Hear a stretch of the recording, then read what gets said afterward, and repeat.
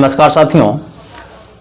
राम जो है सुंदर सुंदर महिलाओं के साथ मुजरा करता था। साथियों, वाल्मीकि के अनुसार से जब राम राजगद्दी संभाला तो राजगद्दी वह अपने अनुसार से नहीं चलाता था। वह सिर्फ नाम का राजा था, वह सिर्फ इशारे का राजा था। सारा कार्यभार भरत संभालता था। उसका जो दिनचर्या था, उसके दो अपने दिनचर्या में जो है उसका जो प्रिय भोजन था मांस, उसके बाद वह शराब भी पीता था, मांस और मदिरा था। मांस मदिरा खाने और पीने के बाद वह आसपास के सुंदर महिलाएं, आसपास के किन्नरें, जो भी महिलाएं थी और सुंदर महिलाओं के बीच में वह विराजमान होता था और उसके साथ नाचता था, गाता था। और नाचने गाने के बाद जो महिलाएं सुंदर लगती थी उसको वह फूल माला पहनाने का काम करता था। साथियों, बताइए, जिसका चरित्र इतना गिरा हुआ हो वह सीता को किस प्रकार से अपमानित किया। साथियों, आप सोच सकते हैं। सीता अंततः बोली, मैं मर जाना पसंद करूंगी, लेकिन राम के साथ रहना और कसाई की जिंदगी जीना हम पसंद नहीं करेंगे। इन सभी बातों की चर्चा हम लोग इस वीडियो में करने वाले हैं। सीता ने नेत्र भूमि पर गड़ाए। सीता जो है अपनी नेत्र जो है उस भूमि पर गड़ाए, दोनों हाथ जोड़कर प्रण लिया, यदि मैंने सपने में भी राम को छोड़कर कभी किसी व्यक्ति का विचार भी किया हो, धरती माता तू फट जा और मुझे अपने में समा ले। यदि मैंने सदा राम को प्यार किया हो, मेरे कार्यों और विचारों में वही बसे हो, तो धरती माता तू फट जा और मुझे अपने में समा ले। जब उन्होंने यह प्रतीक्षा दोहराई तो धरती फट गई।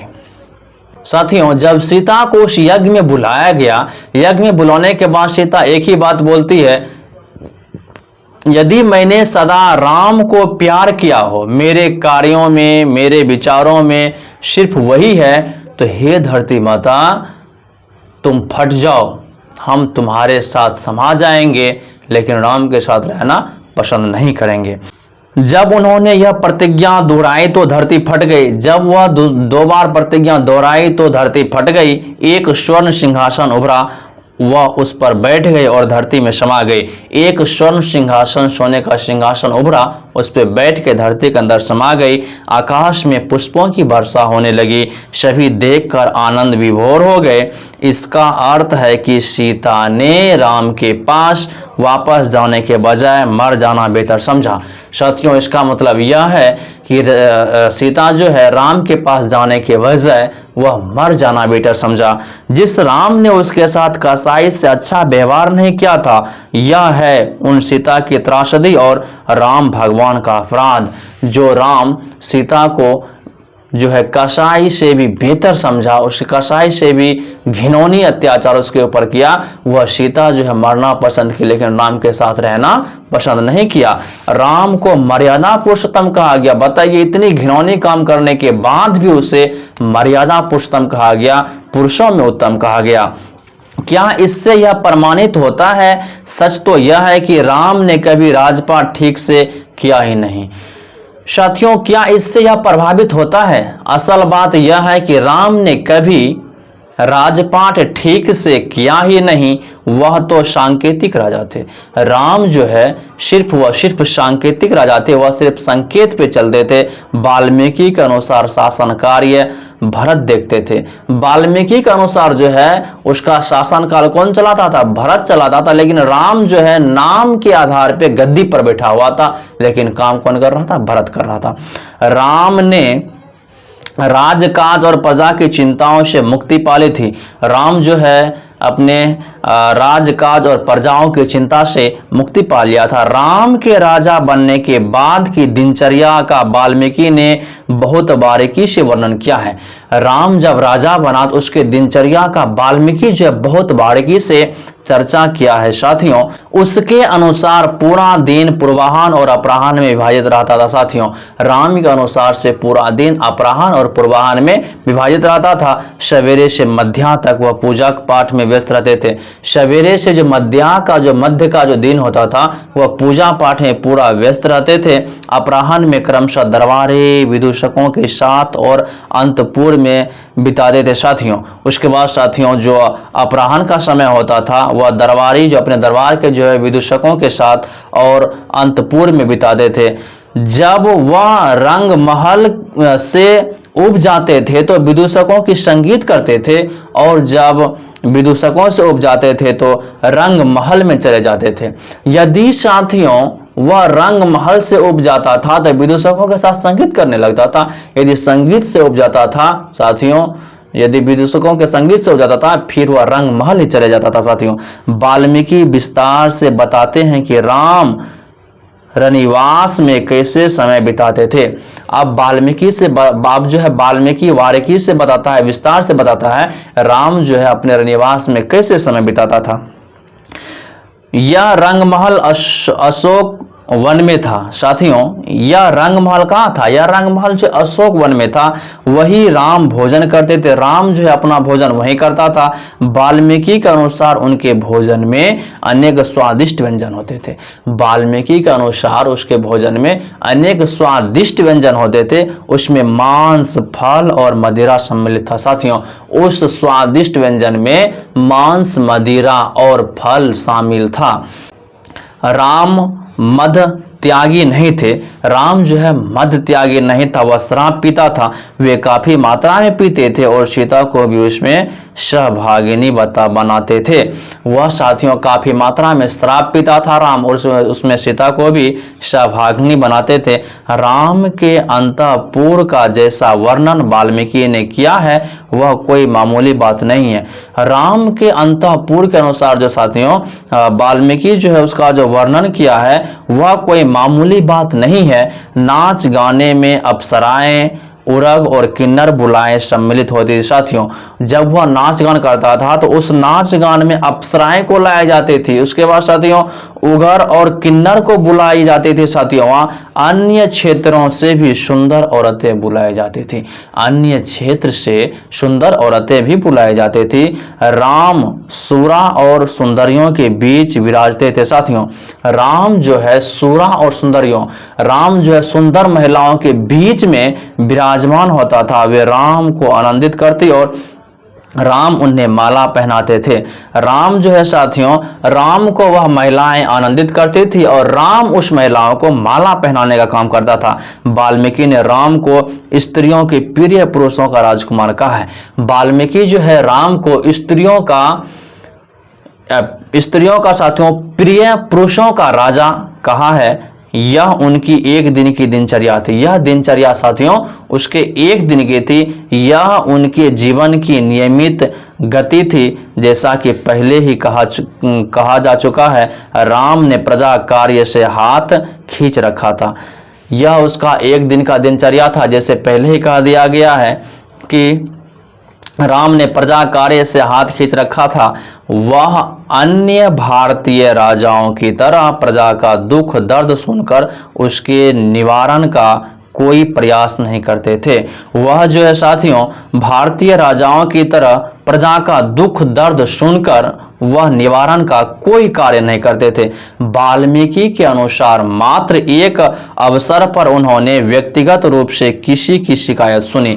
वाल्मीकि के अनुसार मात्र वह एक व्यक्ति का अवसर के रूप पर मात्र शिकायत सुनी साथियों। किंतु खेद है कि वह घटना बहुत दुखद सिद्ध हुई। लेकिन साथियों वह घटना बहुत दुखद सिद्ध हुआ। उन्होंने किसी की एक गलती के लिए स्वयं इतना बड़ा अपराध किया जिसकी इतिहास में मिसाल नहीं है। उन्होंने किसी की एक गलती के लिए स्वयं इतना बड़ा अपराध किया जिसकी इतिहास में मिसाल ही नहीं है। समझ जाइए कितना बड़ा हत्यारा है वो। यह घटना थी एक शूद्र शंभुक की हत्या। यह घटना साथियों थी एक शूद्र शंभुक जो है शंभुक की हत्या थी साथियों। वाल्मीकि ने लिखा है राम राज्य में किसी भी अकाल मृत्यु नहीं होती थी। राम राज्य में किसी की जो है साथियों अकाल मृत्यु नहीं होती थी। लेकिन एक बार किसी ब्राह्मण के पुत्र की अकाल मृत्यु हो गई। एक बार जो साथियों ब्राह्मण की पुत्र की अकाल मृत्यु हो गई। दुखी पिता मृत पुत्र के शव, दुखी पिता जो साथियों था वह मृत पुत्र के शव को राजमहल के सिंह द्वार पर ले आया और वही रख दिया और जोर जोर से विलाप करने लगा तथा अपने पुत्र की मृत्यु के लिए राम को तरह तरह से कोसने लगा। साथियों, राजमहल में सिंह द्वार पर ले आया उसके शव को, उसके बाद साथ में विलाप करने लगा तथा अपने पुत्र की मृत्यु के लिए राम को तरह तरह से कोसने लगा। वह कह रहा था कि यह उनके राज्य में हो रहे किसी पापाचार का परिणाम है और यदि राजा अपराधी को दंड नहीं देगा तो राजा उसके पुत्र की हत्या का अपराधी होगा। साथियों,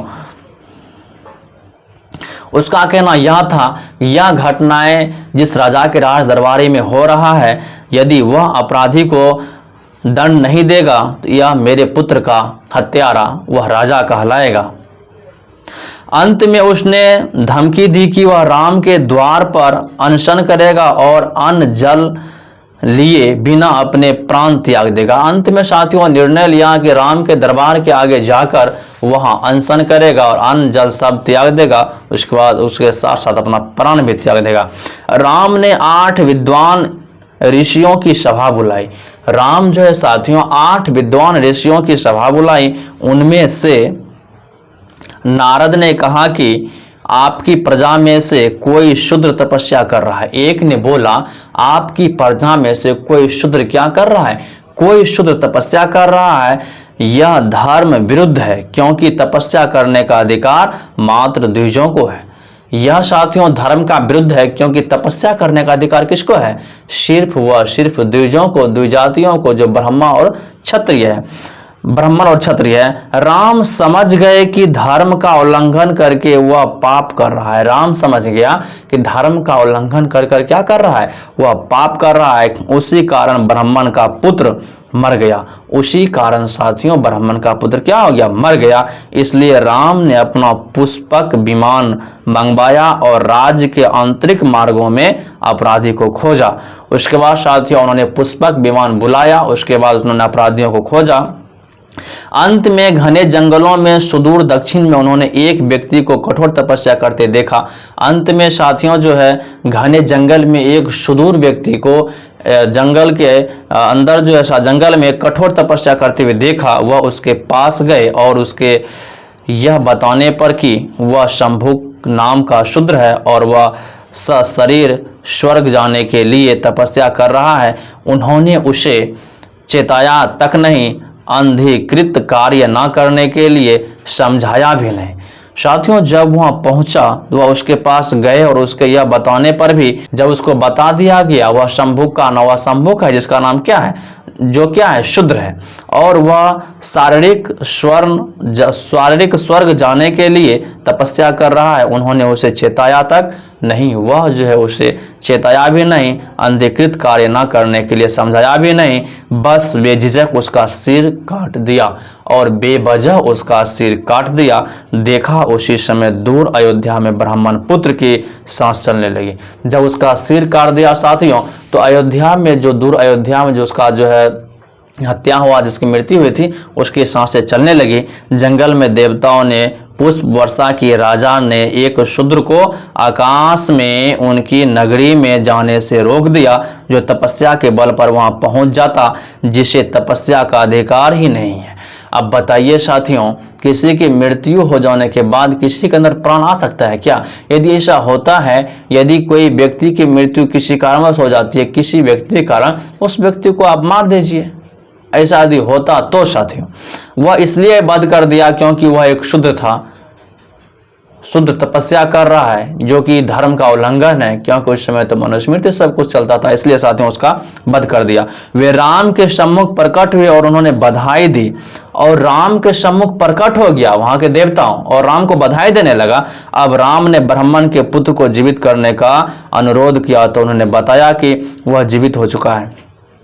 जब राम जो है साथियों ब्राह्मण के पुत्र को जीवित करने का अनुरोध किया गया तो वहां पता चला वह ब्राह्मण का पुत्र जो है जीवित हो चुका है। फिर वे चले गए।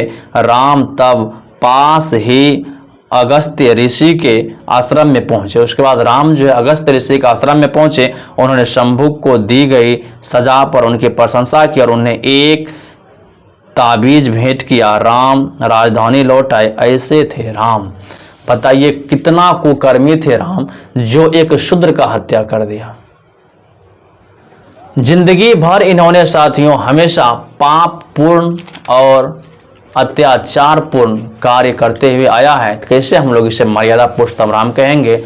आगे की वीडियो में हम लोग मिलते हैं। जय भीम, जय संविधान, नमो बुद्धाय, जय हिंद, जय मूल्यवान से।